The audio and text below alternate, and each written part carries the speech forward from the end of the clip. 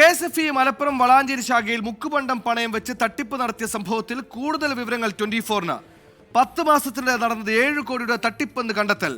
ശാഖയിലെ gold appraiser Kolathur സ്വദേശി രാജനെ police കസ്റ്റഡിയിലെടുത്തു.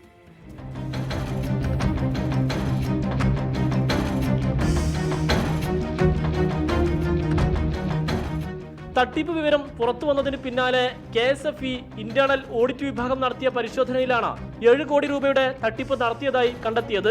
10 അക്കൗണ്ടുകളിലായാണ് മുക്കുപണ്ടം പണയം വെച്ചത്. പ്രതികൾ നിരവധി തവണ വളാഞ്ചേരി ശാഖയിൽ മാത്രം ഇടപാട് നടത്തിയിട്ടുണ്ട്.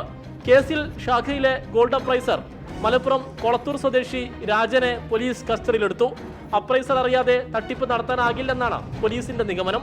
മുക്കുപണ്ടം പണയം വെച്ച് 1,48,00,000 രൂപ തട്ടിയെന്നായിരുന്നു ശാഖാ മാനേജർ പോലീസിൽ നൽകിയ പരാതി.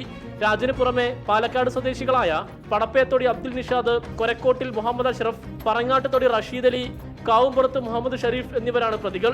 ഇതിനു പുറമെ മറ്റൊരു അപ്രൈസറെ കൂടി പ്രതി ചേർത്തിട്ടുണ്ട്. അന്വേഷണം ക്രൈംബ്രാഞ്ചിന് വിട്ടേക്കും. പ്രതികൾ ഉന്നത സ്വാധീനമുള്ളവരാണെന്നാണ് സൂചന.